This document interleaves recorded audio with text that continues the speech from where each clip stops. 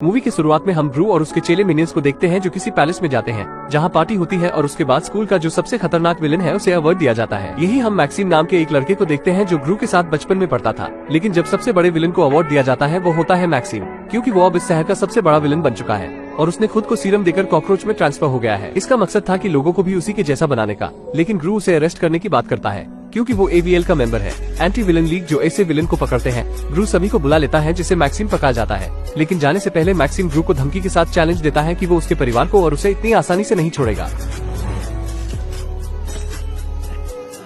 मुझे तो बिल्कुल डर नहीं लगा। अब सीन चेंज होता है और हम ग्रू की फैमिली को देखते हैं जिसे ग्रू का खुद का यानी कि उसका असली बच्चा जन्म ले चुका था, लेकिन उन दोनों की बनती नहीं थी। जिसे बच्चा मम्मी को मम्मा कहता था, लेकिन ग्रू को अब्बा नहीं बोला। बच्चे को संभालने का काम सिर्फ मिनियंस का था जो बिना किसी दिक्कत के बच्चे को संभाल सकते थे। लेकिन एक दिन उनके घर ग्रू का बॉस आया जो एंटी विलन लीग में काम करते हैं। वो ग्रू को बताते हैं कि मैक्सिम हमारी जेल से भाग चुका है, जो दुनिया की सबसे खतरनाक जेल है। जो CCTV की रिकॉर्डिंग से उन्हें पता लगता है कि अब वो ग्रू के परिवार को हानि पहुंचाना चाहता है। अब वो ग्रू को कहते हैं कि ये जगह और तुम सबकी आइडेंटिटी बदलनी होगी जिससे मैक्सिम तुम्हारे तक ना पहुंचे। ग्रू की अडॉप्ट की हुई बेटी जो पिछले मूवी में यूनिकॉर्न चाहती थी, लेकिन इस मूवी में उसे बकरी पसंद आ गई, जिसे उसे बकरी को भी यही छोड़कर जाना पड़ता है। और जितने मिनियंस थे उन सभी को AVL की टीम संभालती है। बच्चे इसलिए उदास थे कि उन्हें नए स्कूल में जाना था और नए दोस्त बनाने पड़ेंगे। छोटे से घर में जाते ही मिनियंस वेंडिंग मशीन के अंदर चले जाते हैं और जो ग्रू के गुरु थे वो सभी को नई आइडेंटिटी दे देते हैं, जहां उनके नाम भी चेंज हो जाते हैं और उन दोनों के काम भी चेंज हो जाते हैं।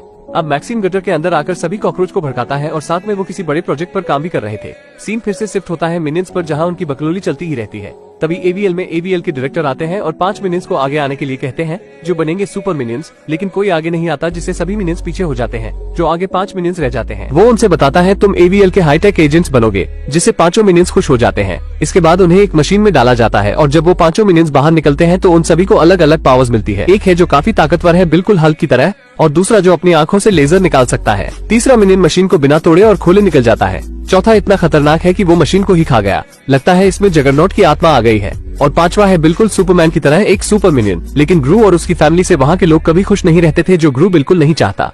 ग्रू ने अपने परिवार को सुरक्षित रखने के लिए कहता है कोई भी हमारा नाम पूछे तो उससे झूठ बोलना, लेकिन उसकी छोटी बेटी कभी झूठ नहीं बोलती, इसलिए कुंग-फू मास्टर उससे गुस्सा हो जाते हैं। लेकिन उसकी दूसरी बहन ने मास्टर की टिंगो उंगली तोड़कर अपनी बहन का बदला लिया। जब ग्रू की पत्नी एक औरत की हेयर कटिंग कर रही थी तो उसकी गलती से उसके बालों में आग लग जाती है, जिससे वो तुरंत वहाँ से निकल जाती है। दूसरी तरफ हम मैक्सिम को देखते हैं। हमें पता चलता है कि वो जिस प्रोजेक्ट पर काम कर रहा था वो अब तैयार हो चुका है, जो एक खतरनाक रोबोटिक कॉकरोच है, क्योंकि उसे ग्रू का बच्चा चाहिए ताकि वो उसे भी अपनी तरह कॉकरोच बनाकर अपना बेटा बना सके। उसकी और ग्रू की बचपन से ही दुश्मनी है, क्योंकि ग्रू सिंगिंग कंपटीशन में मैक्सिम का गाना चुरा कर गाया था, जिससे मैक्सिम की काफी बेइज्जती हुई थी। इसके बाद वो ग्रू को ढूंढने के लिए निकल जाता है। रात के समय ग्रू अपने पड़ोसी की बेटी पॉपी को अपने घर देखता है। वो अपने फोन में ग्रू की पहले की फोटो दिखाती है और कहती है तुम एक मास्टर विलन थे। ग्रू उसे समझाने की कोशिश करता है, लेकिन वो कहती है कि कल तुम मेरे साथ एक लूट को अंजाम देने वाले हो। इसके बाद वो वहाँ से चली जाती है। दूसरे दिन पॉपी उसे अपने घर बुलाती है, जहाँ वो काफी मुश्किल से पहुँचता है। पॉपी उसे बताती है कि मैं भी तुम्हारी तरह बचपन से ही एक विलन बन गई, और कहती है तुमने 12 साल से भी कम उम्र में शाही ताज चुराया था। लेकिन जब ग्रू को पता चलता है कि बॉबी उसके ही बचपन के स्कूल से उस हनी बेडजर को चुराना चाहती है, जो बहुत ही खतरनाक है, इसलिए वो इस लूट को करने से मना कर देता है। लेकिन वो मजबूर था अपनी पहचान को छुपाने के लिए, इसलिए वो उसके साथ उस स्कूल की ओर निकल जाता है। इधर सभी सुपर मिनियंस दुनिया को बचाने के लिए निकल जाते हैं, जहाँ एक चोर आदमी का बैग लेकर भागता है, लेकिन मिनियन हल्क उसे पकड़ने की कोशिश करता है, लेकिन उसका निशाना परफेक्ट है। एक आदमी कांच की सफाई करते समय बिल्डिंग से लटक गया, लेकिन सुपर मिनियन आता है और उसके अधूरे काम को पूरा करता है। तीसरा मिनियन एक बिल्ली को पेड़ से उतारने में एक औरत की मदद करता है, इसलिए वो औरत उसे एक किस करती है, जिससे वो खुश हो जाता है और उसकी खुशी से पूरा इलाका तबाह हो जाता है। तभी एक ट्रेन का ब्रेक टूट जाता है, इसलिए तीसरा मिनियन उसे रोकने के लिए स्पाइडरमैन की तरह लटकते हुए आता है और उस ट्रेन को रोकने की कोशिश करता है, और वो ट्रेन को रोकने में कामयाब होता है, लेकिन बचाने में नहीं।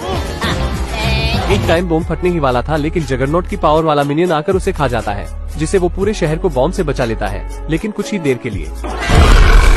पब्लिक इन सभी सुपर मिनियंस को नापसंद करते हैं, इसलिए उनका बॉस उन्हें रिटायर कर देता है, जिससे एक मिनियन खुश हो जाता है। दूसरी तरफ हम ग्रू को देखते हैं जो उस स्कूल तक पहुंच चुका है जहां उस हनी बेडजर को रखा गया है, और वो अपने बेटे की मदद से वहां तक पहुंच भी जाता है और उस हनी बेडजर को उसका बेटा अपना पालतू बना लेता है। लेकिन तभी उस स्कूल के प्रिंसिपल को पता चल जाता है कि उनके स्कूल में घुसपैठिए हैं। प्रिंसिपल ने उन्हें पकड़ने की पूरी कोशिश की, मगर वो सभी हनी बेडजर के साथ वहाँ से एक उड़न खटोला लेकर निकल जाते हैं। लेकिन बूढ़ी प्रिंसिपल ने ग्रू को सीसीटीवी कैमरे में देख लिया और उसे पहचान गई, क्योंकि ग्रू इसी स्कूल में पढ़ता था। उस बूढ़ी प्रिंसिपल ने ग्रू को ढूंढ लिया और मैक्सिम को भी उसका पता बता देती है, क्योंकि वो उसका सबसे बड़ा दुश्मन है। अगली सुबह वो बूढ़ी प्रिंसिपल उसके घर पहुंच जाती है। ग्रू और उसकी पत्नी घर पर नहीं थे। पोपी ने उसे देखते ही पहचान लिया और वो वहाँ से निकल जाती है। ग्रू की बड़ी बेटी मार्गो ने ग्रू को मैसेज भेज दिया। ग्रू ने तुरंत अपने गुरु को इमरजेंसी कॉल किया। AVL के डायरेक्टर ने तुरंत सुपर मिनियंस को मैसेज भेजा। इधर ग्रू जैसे ही घर पहुंचा, उस बूढ़ी दादी ने उससे अपना हनी बैडजर वापस मांगा। ग्रू का बहाना सुनते ही वो उससे लड़ने लगती है। इसी बीच मैक्सिम वहाँ पहुँच जाता है। उसका मकसद था उसके बच्चे को पकड़ना। तभी ग्रू ने देखा कि उसका बेटा गायब है। उसने मैक्सिम का पीछा किया, लेकिन वो अपने बच्चे को बचा नहीं पाया। तभी पॉपी वहाँ उस उड़न खटोले के साथ पहुँच जाती है। अब दोनों मैक्सिम का पीछा करते हैं और ग्रू उन तक पहुँच जाता है, लेकिन उनका रोबोटिक कॉकरोच एक बिल्डिंग पर क्रैश हो जाता है। लेकिन अब तक मैक्सिम उसके बेटे को अपनी तरह एक बेबी कॉकरोच में बदल चुका था और उसे अपना गुलाम भी बना चुका है। इस वक्त ग्रू के पास उसका कोई भी हथियार मौजूद नहीं था, इसलिए मैक्सिम ग्रू को हरा देता है। ग्रू जब बिल्डिंग से लटका था तो मैक्सिम उसके हाथों को अपने पैरों से कुचलने लगता है, लेकिन ग्रू का बेटा अपने पिता की मोहब्बत से भरी आंखों को जब देखता है तो उसकी याददाश्त दोबारा से लौट आती है और वो मैक्सिम की शक्तियों से बेकाबू हो जाता है। उसने अपने पिता को बचाने के लिए मैक्सिम को दांत काट लिया। मौका मिलते ही ग्रू ने उसे एक घूंसा मारा, जिससे मैक्सिम नीचे गिर गया। तभी वहाँ सुपर मिनियंस अपनी पूरी फौज के साथ आते हैं और मैक्सिम का भरता बना देते हैं। ग्रू का बेटा उसे नीचे उतारता है और तभी वहाँ ग्रू की फैमिली भी आ जाती है और पहली बार ग्रू का बेटा उसे अब्बा बोलता है, जिससे वो सभी खुश हो जाते हैं। ग्रू के बेटे को डॉक्टर नेफेरियो ठीक कर देते हैं, जिससे वो नॉर्मल हो जाता है। दूसरी तरफ हम मैक्सिम को देखते हैं, जो जेल में कैद है और वो भी डॉक्टर नेफेरियो की वजह से नॉर्मल हो चुका है। ये मूवी यहीं पर खत्म होती है। अगर आपको ऐसी वीडियोस देखना पसंद है तो प्लीज एक लाइक करिए, ताकि हम ऐसी वीडियो अगले संडे को फिर से ला सके।